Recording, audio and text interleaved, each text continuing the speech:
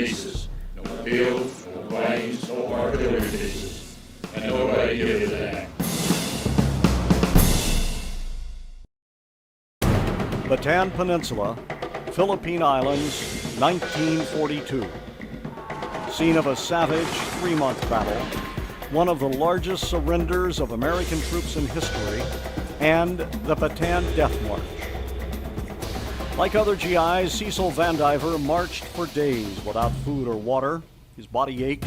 He wanted to stop and rest. I dropped out on the march, felt that I couldn't go another inch, and laid down under a big tree. And I was just laying there waiting for the Jap to come along and polish me off. Bill Gentry saw Japanese guards with swords ready to behead American POWs if they fell out of the long column. Landmore prayed for salt to help his body cope with the intense heat and fatigue of the march. But we were walking along there, and I quit perspiring. And you know, old farm people, they used to have salt, you know, to get them perspiring. And I tried to get salt, and nobody would give you any salt. By that time, the guys were like animals anyway. But you couldn't blame them. Survival. And we was going through this little village, and the Filipinos were throwing rice balls and things out there. Well, the last thing I wanted was a rice ball. And I was beginning to get dizzy and what have you. And so God be my judge, a little packet landed in this hand right there, and I opened it up, and it was salt. I started eating that salt, started perspiring, and here I am today. And that's almost unbelievable, but it happened. Skip Ruse saw American soldiers bayoneted or shot if they fell out of the column. Such brutality composed the Bataan Death March, yet for a few Kentucky National Guardsmen, this march through fire had many miles and many years to go. Once the march started, we were on the West Coast, and so we marched to Marvelis. And then we started the big march. How did Kentucky National Guardsmen become part of the Battle of Bataan, the Bataan Death March, and one of World War II's worst atrocities?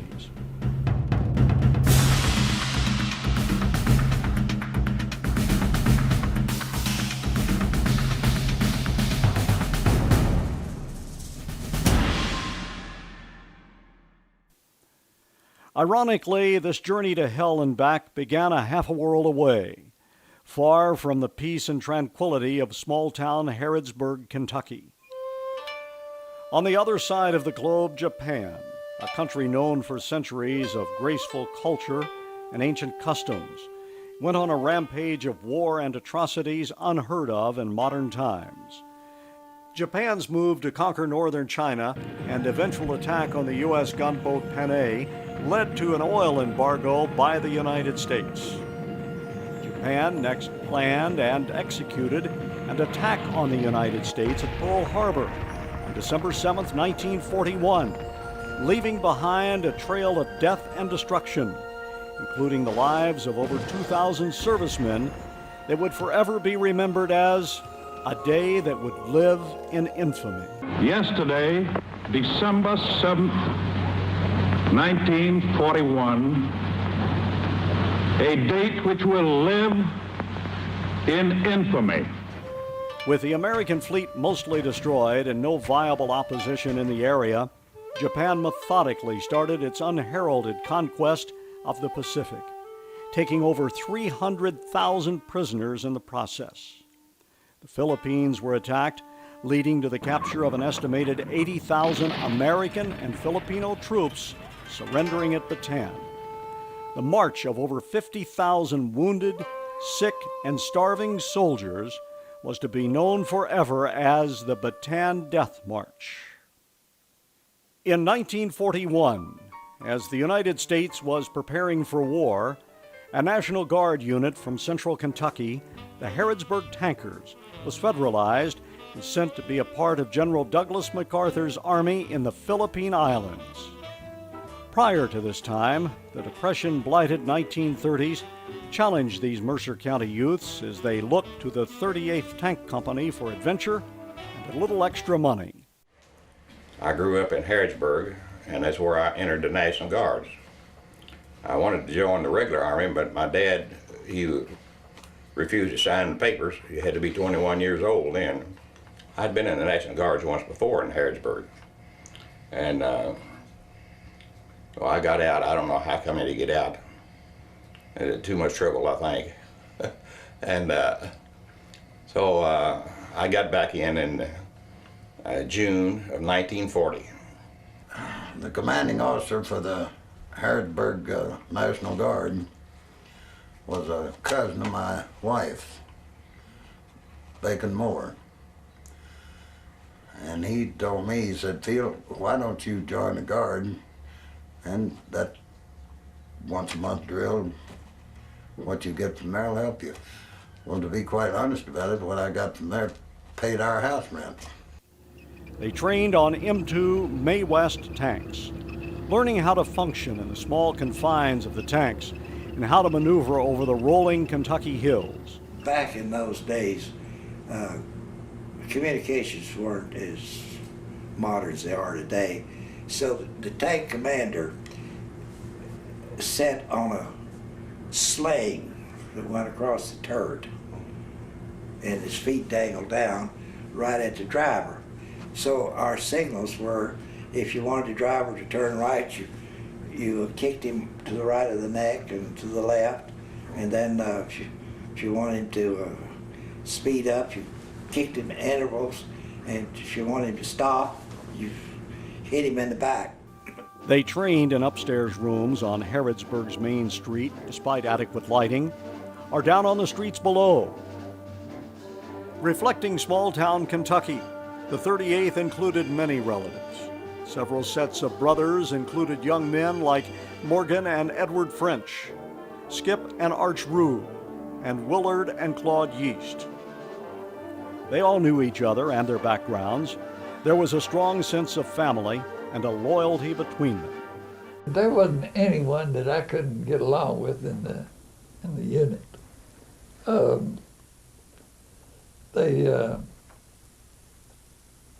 I think they was kind of molded together and all felt like a big team, and they treated each other as such.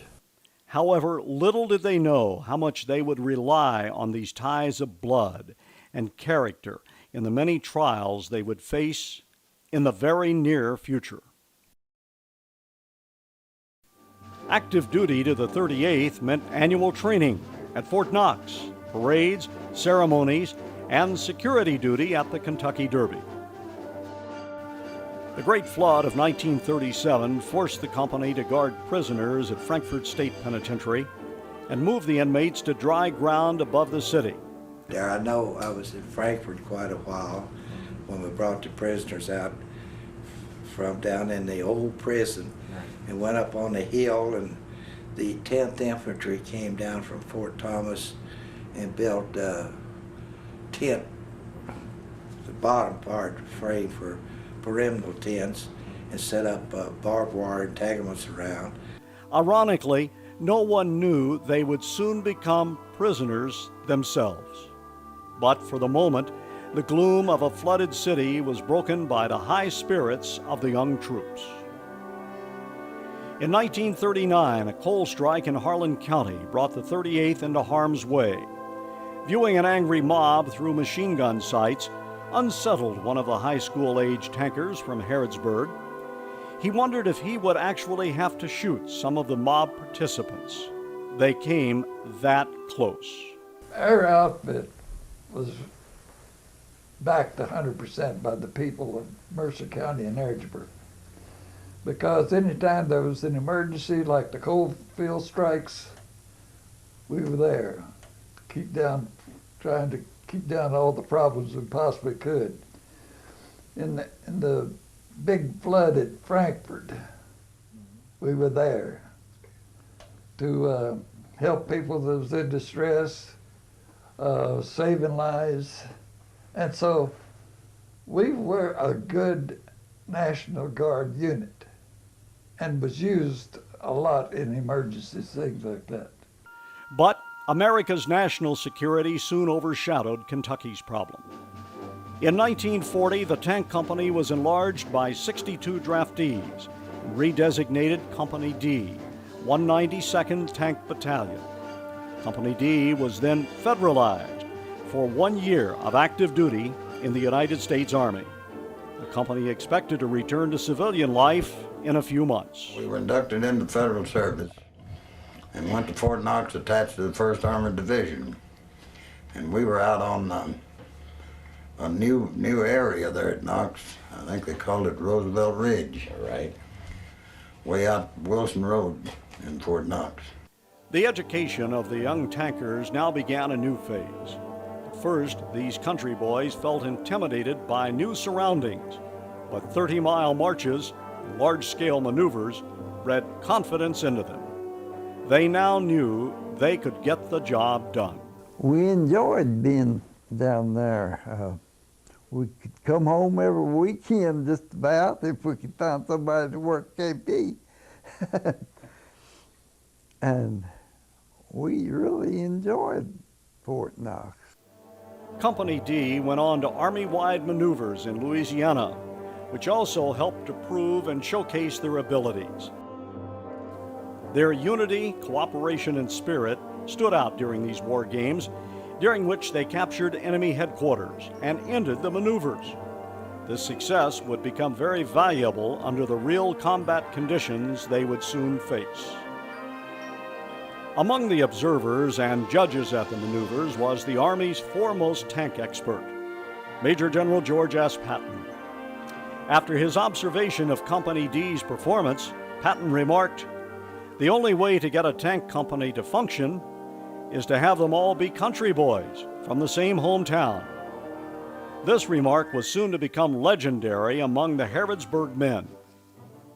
A good percentage of the boys in the National Guard, a lot of them were country boys.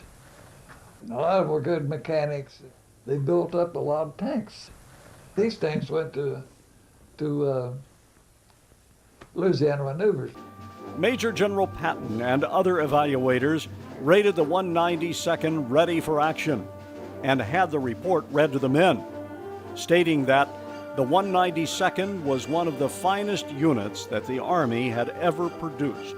When we got to Louisiana, Patton said we had a top-notch outfit. But with that report also came orders sending the battalion overseas. This would be another new adventure for the tankers.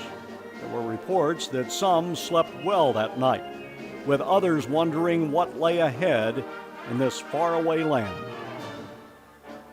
Before they reached San Francisco, the tankers learned that they were going to the Philippines. We knew that something big was happening, but for this reason, we were due to go to Fort Bragg, North Carolina to finish our maneuvers.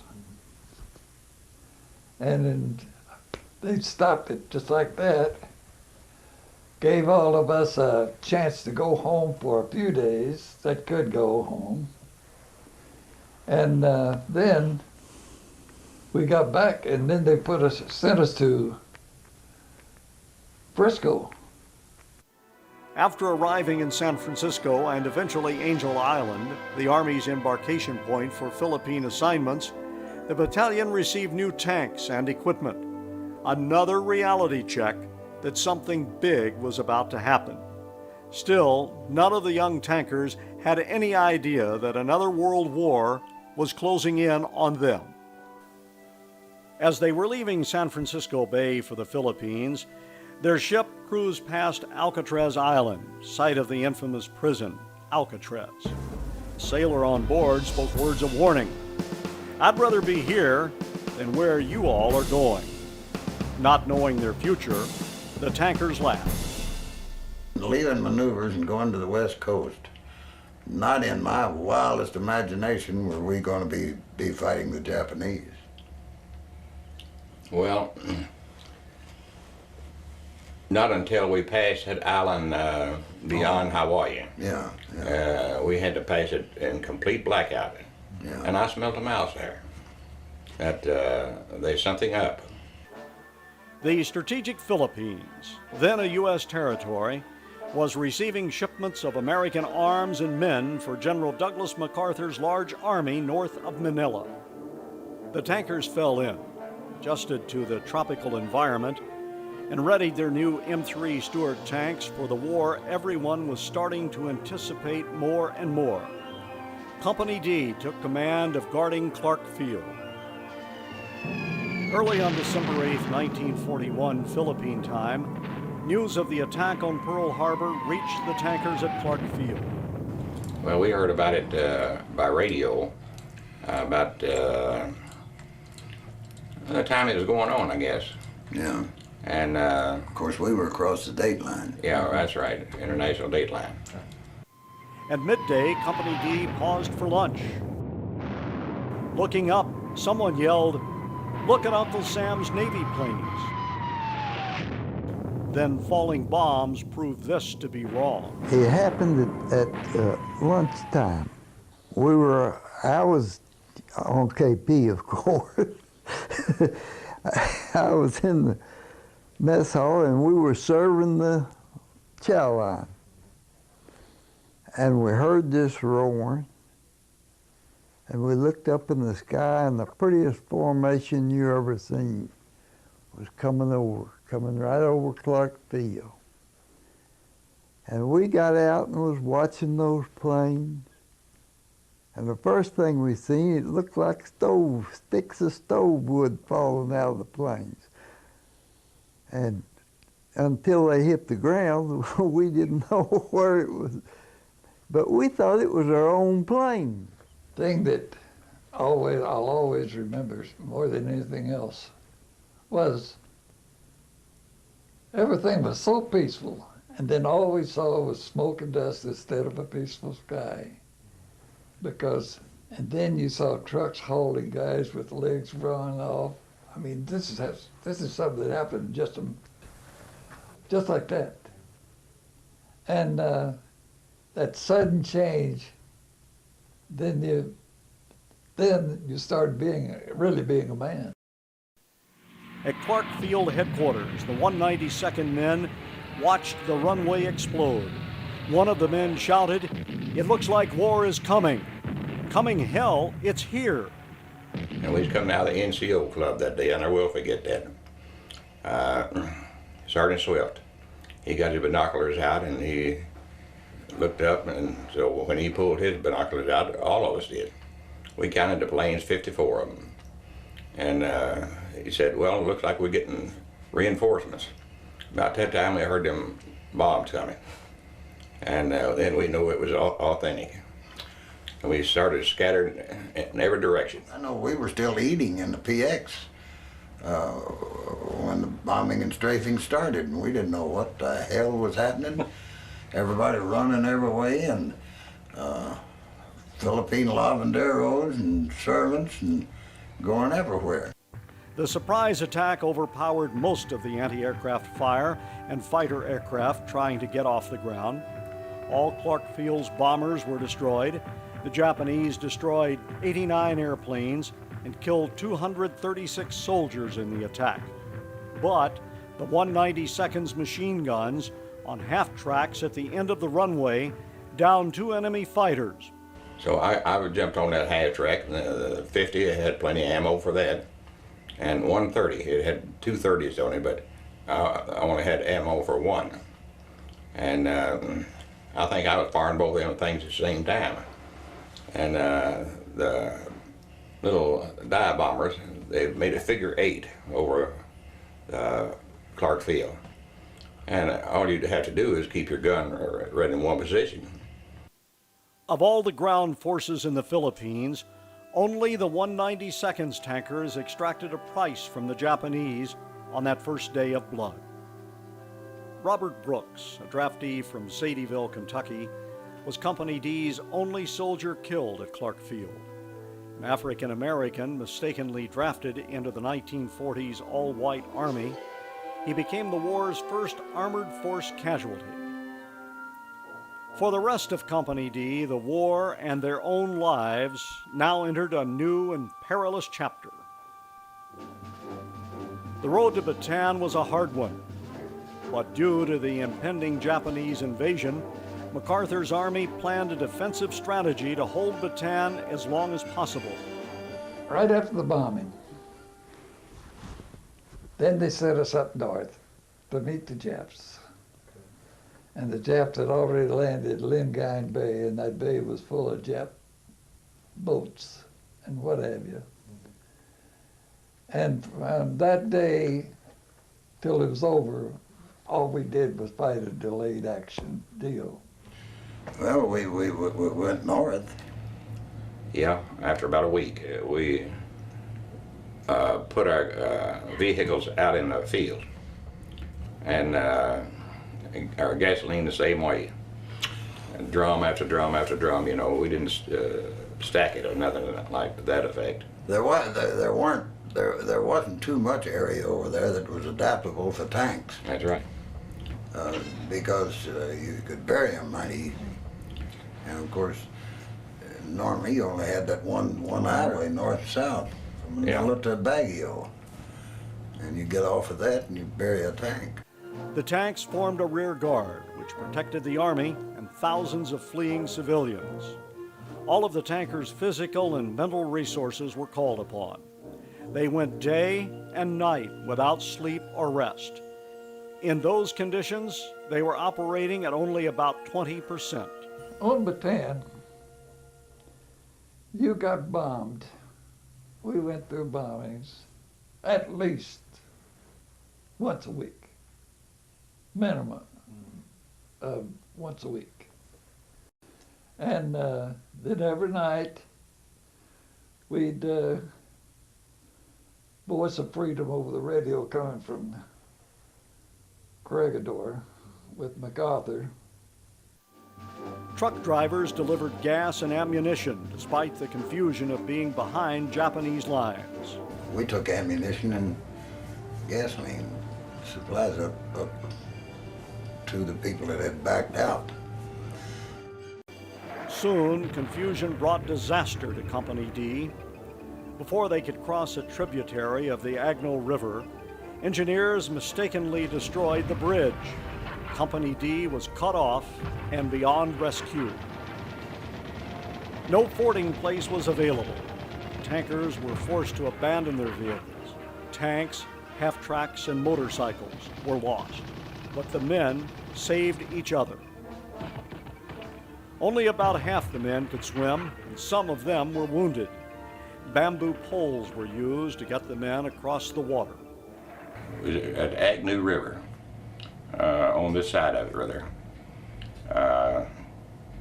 And Judson Simpson, he's a tank commander.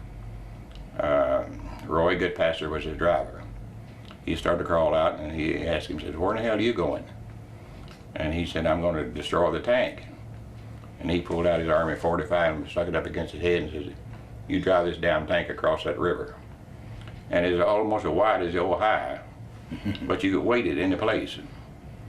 And so he made it to the other shore, and he got the Silver Star out of it. Other units in the Provisional Tank Group fought the Japanese at several points. Nevertheless, the American withdrawal never slowed down. Farther south, Columpet Bridge, the only span linking the northern and southern halves, was threatened by enemy columns.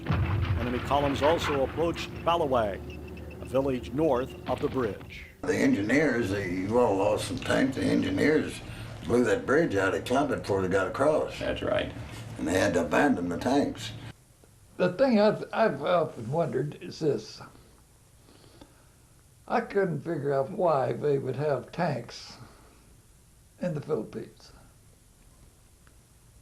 Because you can't use tanks in the swamps of Louisiana, and here they send all these tanks. Yeah, and the only place that they can fight is on the road. I mean, you can read about some battles, And this one, they was going up this road and they was ambushed, and this one was ambushed, always on the road. The fighting at Ballawag bought precious time. Tanks led by Harrodsburg's Bill Gentry, Everett Preston, and another Company C officer ambushed and stopped a large enemy force after it crossed the bridge. In Bataan's tangle of vines, trees, and mountains, MacArthur's army would make an epic last stand. The tankers were the last to cross the final bridge into Bataan. They had fought delaying actions on jungle roads, river crossings, and in abandoned villages.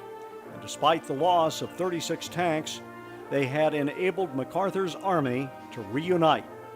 But most of all, they were tired, angry, and determined to fight on. They had a fortified line all the way across. And when we got back across that fortified line, we regrouped, and that was it. Washington had already decided not to reinforce Bataan. MacArthur's troops now faced half rations, fuel shortages, and a final reckoning with the Japanese.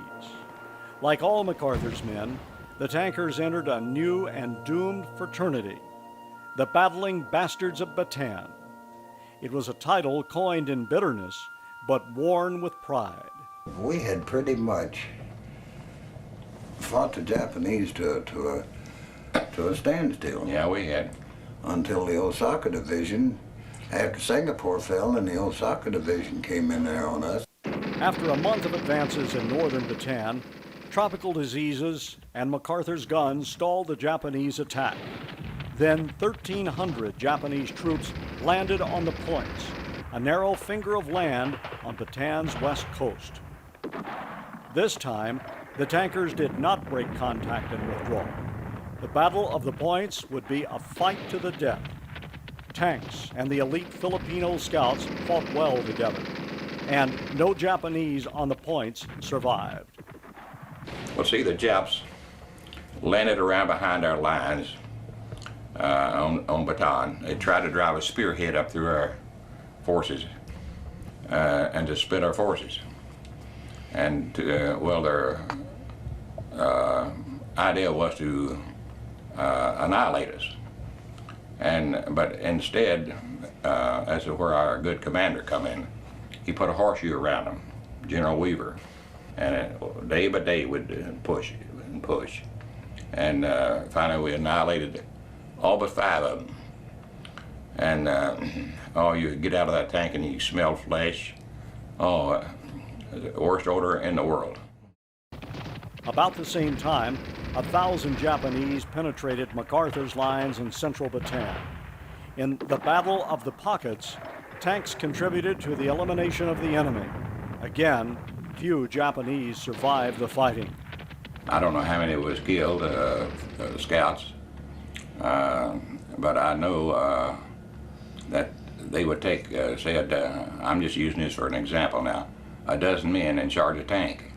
And naturally they get killed before they got 10 feet. I was in that 3 days and 3 nights in the big pocket. And they had a little pocket too. Colonel Wickard one night, he was short of commanders, and he sent me in charge of 6 tanks in to relieve another platoon of tanks. And as I got up to that hill, I had to go over a hill like that and look down in there. Oh boy, I just knew this is it. I'd never come out of there alive. So I radioed the commander of the platoon I was supposed to relieve, and I told him to pull back 1 tank at a time, and I'd send in 1 tank. And I don't know who I relieved, what his name was. We went by code name. I think his name was Wagon Wheel.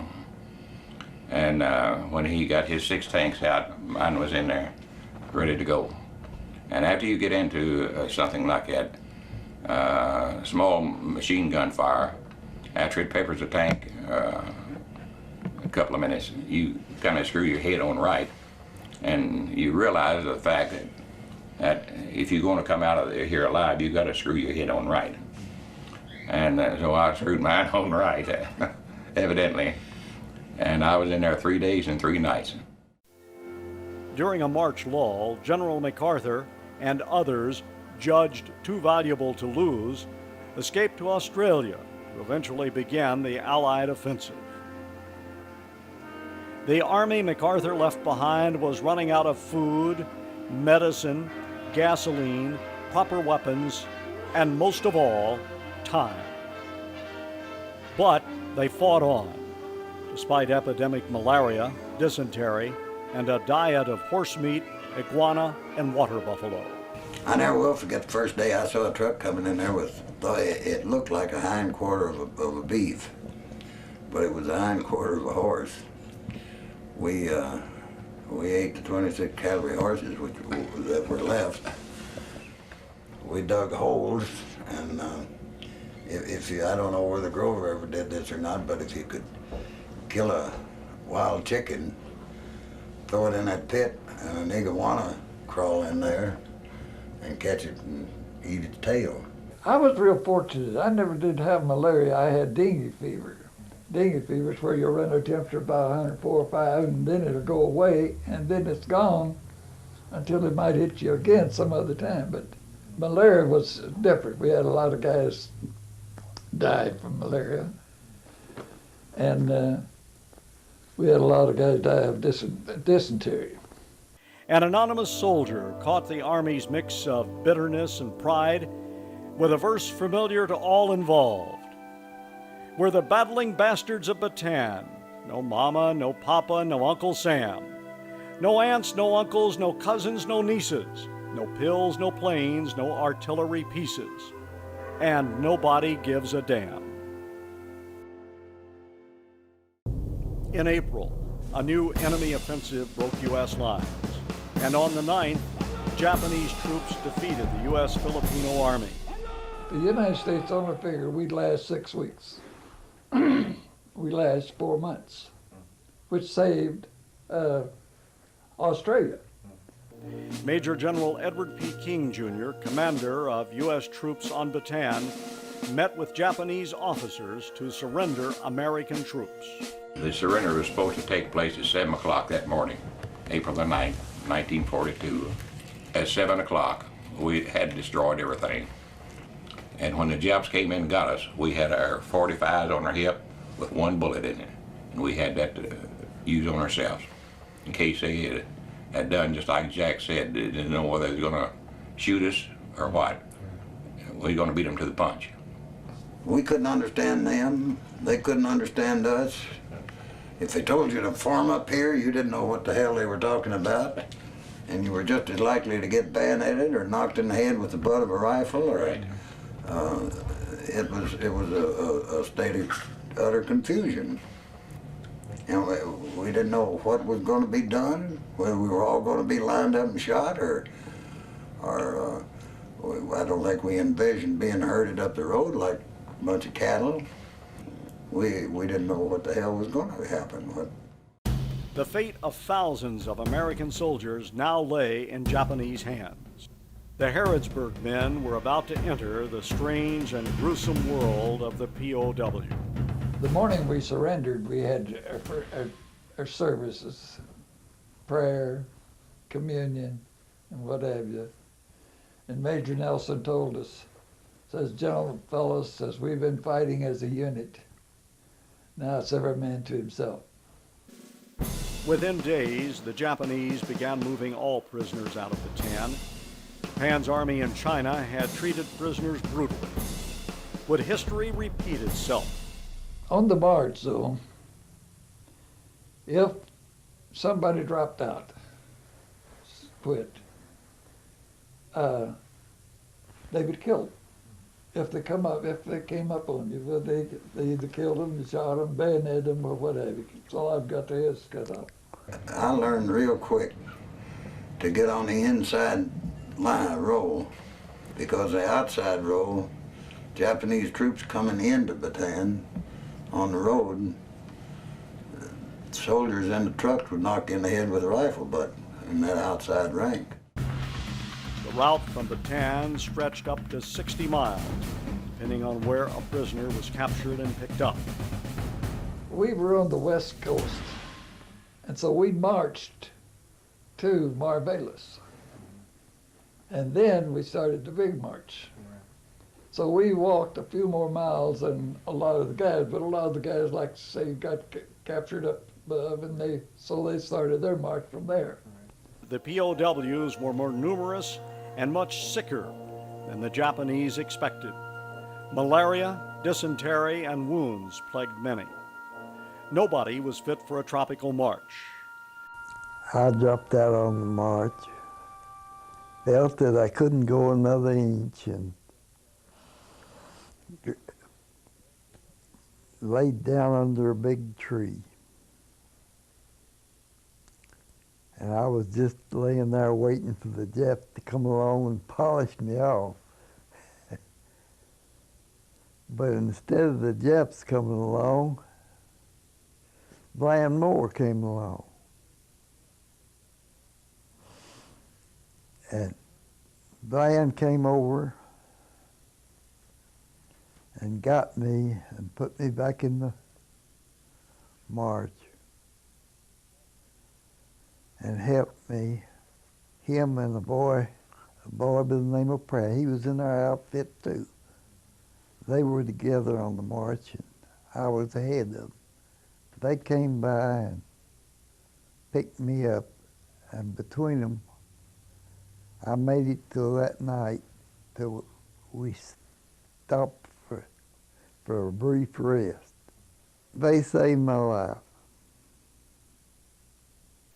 The Japanese Army's poor planning meant too few trucks, too little food, and too little water. They absolutely would not stand for you breaking ranks to get water. They buried 2 boys alive in a straddle trench who had broken ranks and ran to this artesian well to get water. I was marching on the outside of a big, tall colonel. He's about 6'6", and he said, "Soldier, let me have your canteen." And a cup, rather. And I said, "The heck with you, I need my canteen cup." He said, "No, I want to get some water." That's when it was marching in a column of 4s, and you couldn't break rank either. And well, I gave it to him.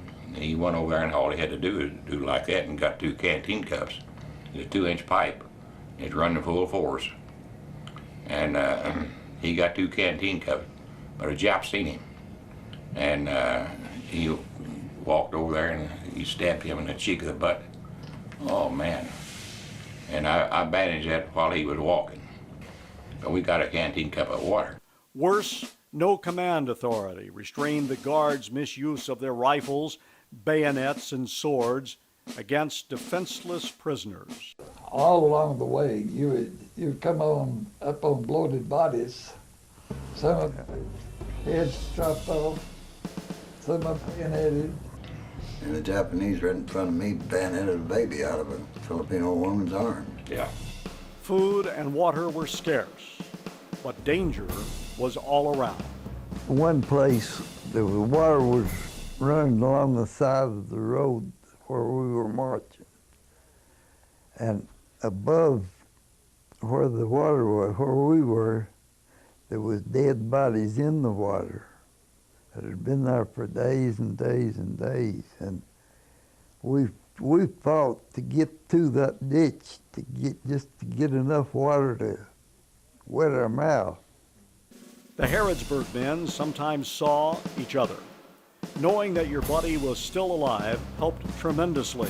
The Japs carried a little whip just about that long, and you'd see him whop an American across the butt every so often. And Bland, he passed me one day and said, Grover said, "You see that Jap hit that man across the ass?" And I said, "Yeah." He said, "One of them little brown son of a bitches do me that way." He said, "You know me." And it wasn't 5 minutes, so he's marching about 50 foot in front of me. And Jap whopped him a good one, you know. And so I finally caught up with him, and I said, "Bland, didn't I see that Jap whop you?" He said, "Yeah, yes, sir, Bremet." And said, "You know I liked it too." Death was everywhere. Unselfishness and courage could not save every marcher. The best estimate of the number who died was about 600 Americans and 10,000 Filipinos, the equivalent of one body every 5.5 yards for 50 miles. Yet incredibly, no Harrodsburg men died on the march. Corregidor, the last fortress of the U.S. Filipino Army, fell on May 6, 1942. General Wainwright surrendered all armed forces to the enemy.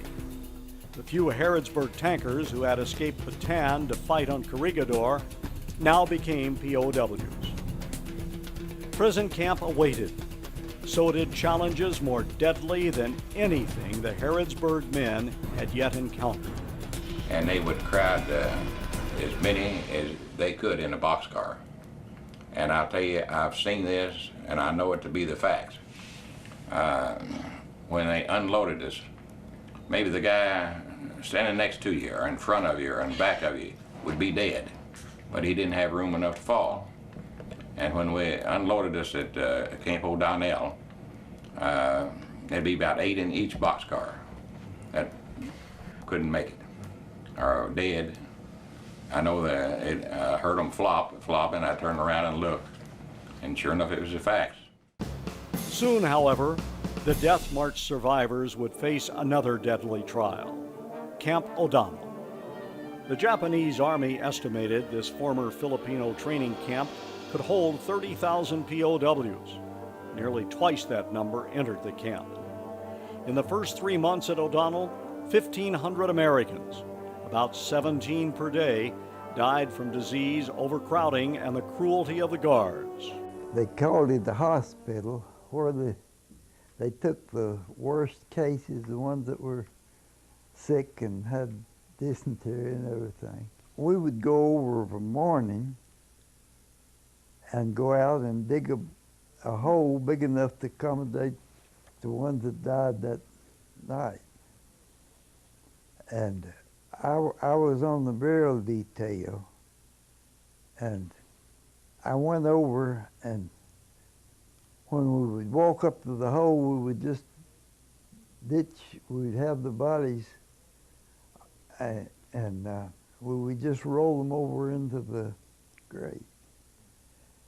And when I got up to the grave, I recognized a boy out of my own outfit, E.G. Wills. I recognized him, and when they throwed him in, he went across another body. And I thought I would get down and straighten him out, at least straighten him in the grave. And when I got down to straighten E.G., they pushed me in and tried to bury me alive. They started throwing dirt in on me and pushing me down in with the rest of them. And I finally wormed my way around the grave to the other side where wasn't the guard, and crawled out. And when I did, they beat hell out of me. but they didn't bury me. In Camp O'Donnell one night, Earl Pratt and myself, he was our buddy from Oklahoma, we went over to the hospital to see if there's anybody we knew or could help or what have you. And we came up on Stu Scanlon, and he was laying there in the slit trench, and he was covered with everything. And he was starving, and so we fed him the good potatoes and the good food that we had, and fed him his last meal, gave him a good bath, cleaned him up, and the next morning he was dead. Work details outside the main camp could also be brutal. One night we came in from work, and the old Captain Sasaki lined 4 of us up and started beating us. Now I don't remember what that beating was for. He took the hilt of a saber and knocked out and broke off 8 of my teeth. I stood at attention 13 hours. They tied me to a tree for 3 days, and on the 3rd day, nobody went to work. So everybody knew I was going to be executed that day, because anytime we had an execution, everybody had to watch it. So as they marched me out into the compound. Old Sasaki had his guards all there with fixed bayonets, and I thought, sure, they're going to bayonet me, and I would rather have been shot and have my head cut off. But as I walked by, this friend of mine, Grover Brummer, down in Louisville, lives in Louisville now. I said, Grover, tell my wife and family I died like a man. I didn't beg them for nothing. And Bland called me over there one night and said, Grover, I want you to do something for me. I said, okay, you name it. And he said, if I don't make it out of this, which I don't think I will, he said, you tell my folks back home that I didn't beg these little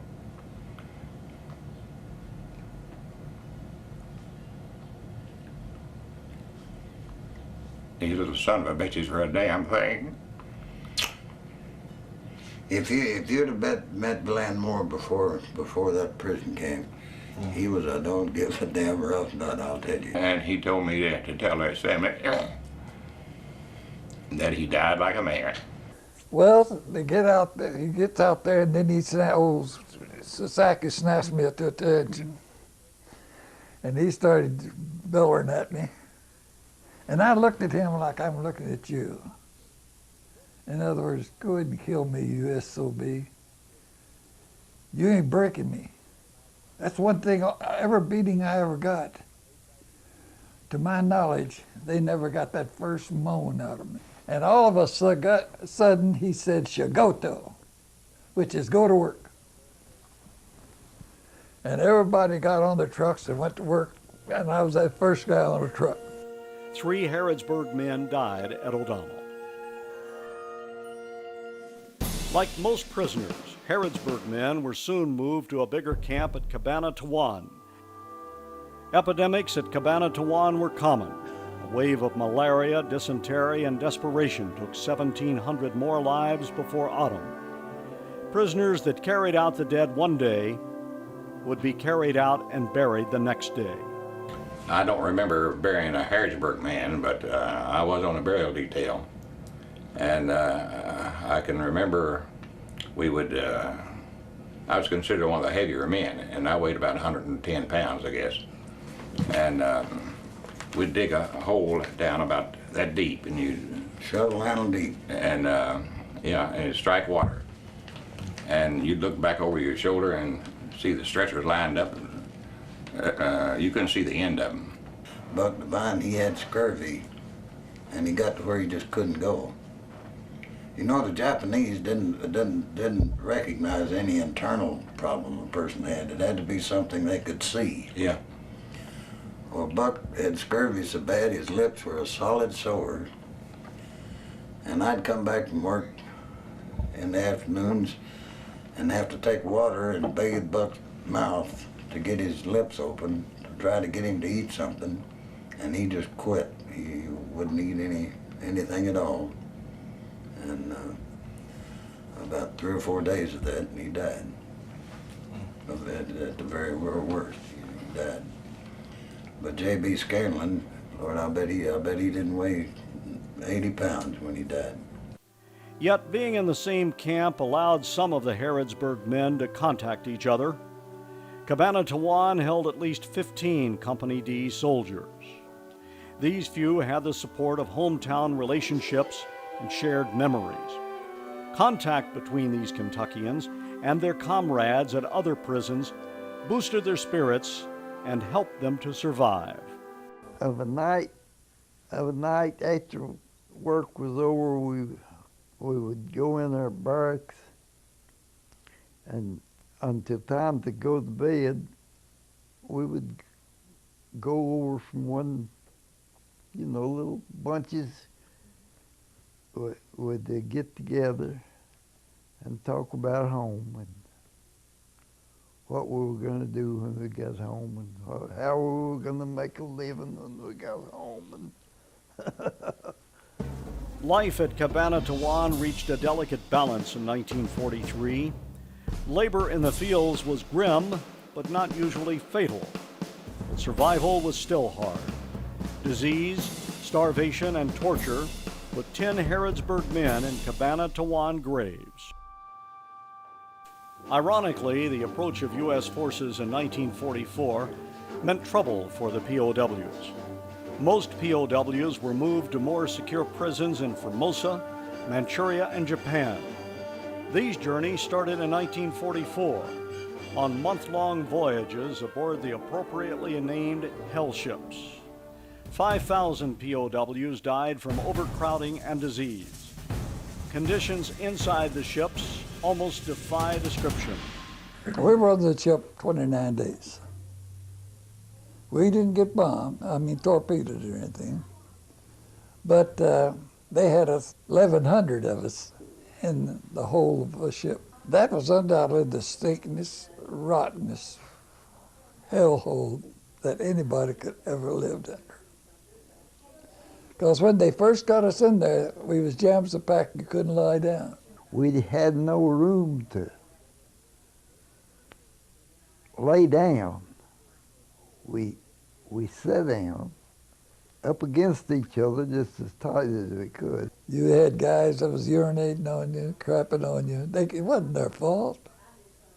You had guys seasick. That ain't their fault. So you never got angry at anybody. Seemed like they would every few days they would spray salt water down there on you, give you a bath, give you a shower. But we got one rice ball a day about that big around, a regular softball size, and that was our food all the way across. That's the reason I think that the boat trip was almost as hard on you as the death march, because you had a lot of guys die. But the prisoners' lifelines, community and adaptability surfaced even under these conditions. Tragically, most POW deaths resulted from U.S. attacks on the unmarked ships.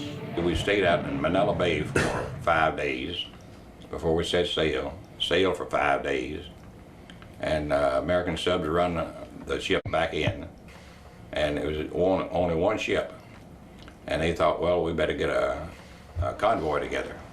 So they got 2 tankers and a destroyer, and plus our ship. And one night about, I guess we was not too far from Tokyo, we seen a big puff of light, and an explosion. And about 30 seconds seen another one. And we had 2 honey bucket men pulling up the human waste and throwing it overboard. And so they came down and told us about them 2 tankers missing. And so that solved our problem. Some hell ships managed to get through.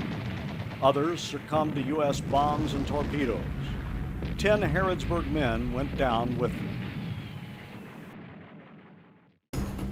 The small camp on Palawan Island became another site of extreme cruelty. The sighting of American planes in December 1944 panicked the guards so much that they herded prisoners into air raid trenches. The POW who escaped described the following scene. They made everybody get down in the trenches. Then they started throwing 5-gallon cans of gasoline down on top of them, followed by lit torches. In my hiding place, I heard all kinds of screaming and hollering. Some of the Americans were cursing the Japanese. Others were begging them to shoot them.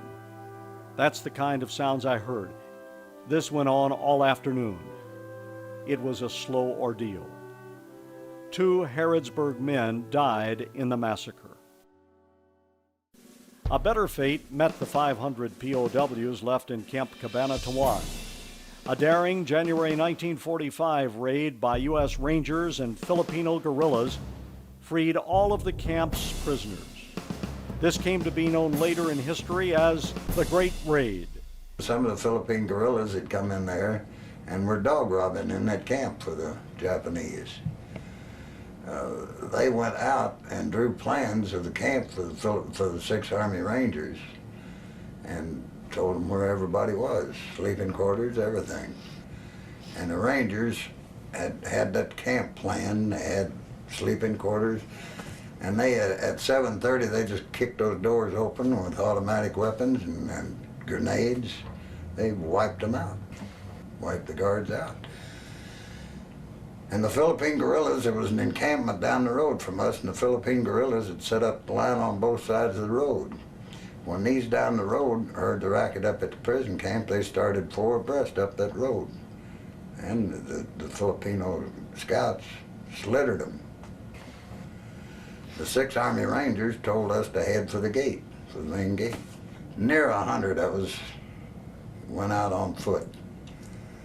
The others, the Rangers, helped out, and they had bull carts with guerrillas driving them, stacked with straw, rice straw.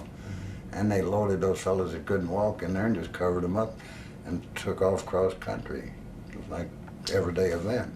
And the next morning, right at daybreak, they told us that the 6th Army, I think, had made a push and opened up the lines, and P-51 circled right over, not 100 feet off the ground, I guess, right above us. And we walked right on through the lines. There were 5 Harrodsburg men in the group of freed prisoners. Yet the POWs had never submitted passively.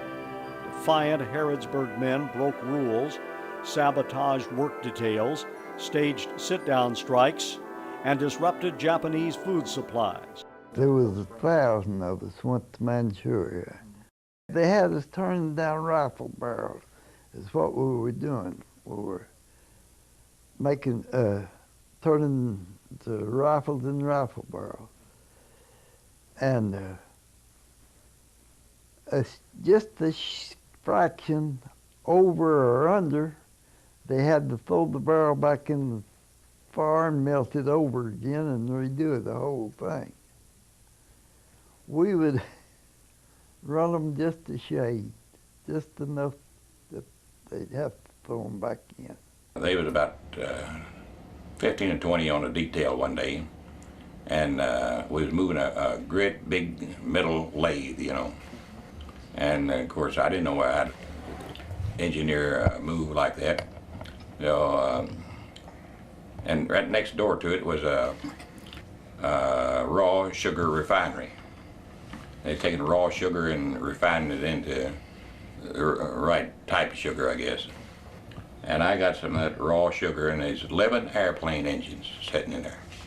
And I got me a handful of that every time I'd go, and I'd drop it down in each cylinder until I sabotaged all 11 of them. Finally, they gave us a package from home. That was close to the last of it. We got Red Cross packages from home. And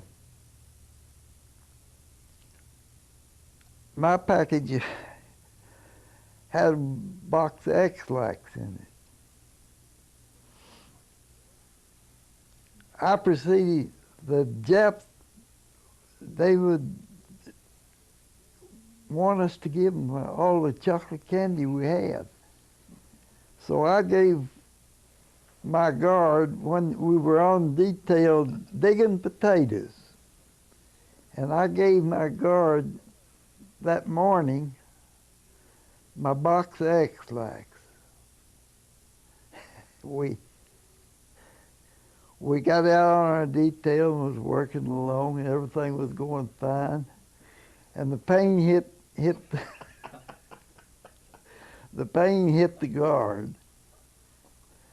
He handed me his rifle and went to the bushes. Clearly, the Harrodsburg men, like other American POWs, were not model prisoners. POWs, however, generally acted like civilized men. They formed combines of 2 to 4 individuals, sharing food, clothing, and emotional support.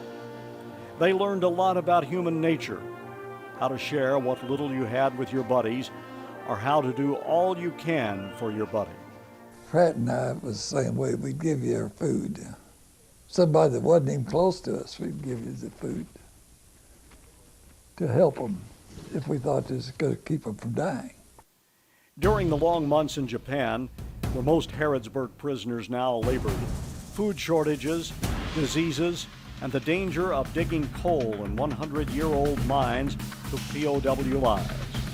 4 Harrodsburg men never left Japan. Eventually, one day near Hiroshima, Morgan French saw a mushroom cloud and heard a terrible noise. 3 days later, near Nagasaki, a second cloud came with such a roar that the window lights were blown out of the building. The POWs ran outside and saw a huge mushroom cloud across the bay. In a few days, American planes were flying overhead. Prisoners painted POW on the barracks roofs. U.S. planes parachuted barrels of food and supplies into the camps. The prisoners happily sorted through the drops and enjoyed their first decent food in years. They soon began to organize themselves in preparation for the long-awaited liberation. August 15th, 1945, we knew it was over with. We were liberated September 12th, 45, almost a month later. We was liberated with a liberation party of just 8 people on this island. We heard the tanks out on the street. The Japanese run us all in our barracks and fastened us in the barracks. And we heard the tank. One boy climbed up and looked out the window, and he could speak Russian.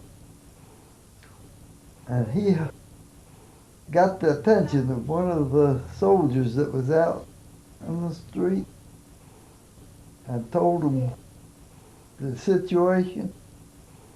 They turned the tank on the main gate and came right on through. They ordered the kitchens to be open 24 hours a day for prisoners of war, ex-PWs. And we could eat anything we wanted at any hour we wanted it. At long last, the prisoners enjoyed a good day, a day of freedom. The road home led through Army camps and hospitals, but eventually, over the next few months, Company D finally came home to their families. We came back by boat, and we was the first group of prisoners prisoners to land in Tacoma, Washington. And we got a welcome there that was out of this world. I spent the first year in the sanatorium. I burnt my lungs up pouring molten steel without a mask. And I went right to work. I just in the prizing rooms at tobacco. And then I went to Los Angeles and went to work the day after I got there, you might say. I got a job at the Louisville Supply Company. And it was just like one day at a time. As far as me floating back into society, it was no problem to me.